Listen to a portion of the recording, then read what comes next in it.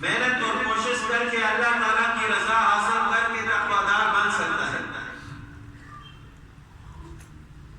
اور تقوی کی سیڑھیاں چڑھتے چڑھتے وہ اللہ تعالیٰ کا ولی بن سکتا ہے، اس کو ولایت مل سکتی ہے، وہ قطب بن سکتا ہے، ابدال بن سکتا ہے۔ لیکن ایسا نہیں ہو سکتا کہ ایک شخص تقوی کی سیڑھیاں چڑھتے چڑھتے مقام نبوت تک پہنچے۔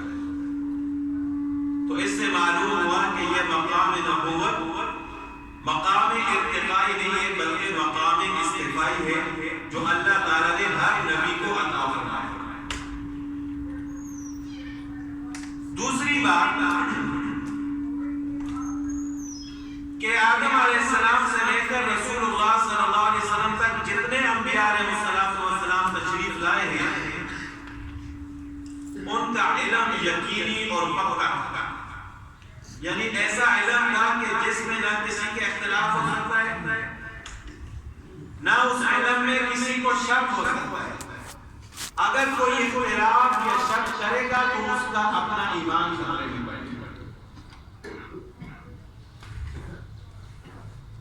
علم حاصل کرنے کے کئی ذرائع ہیں۔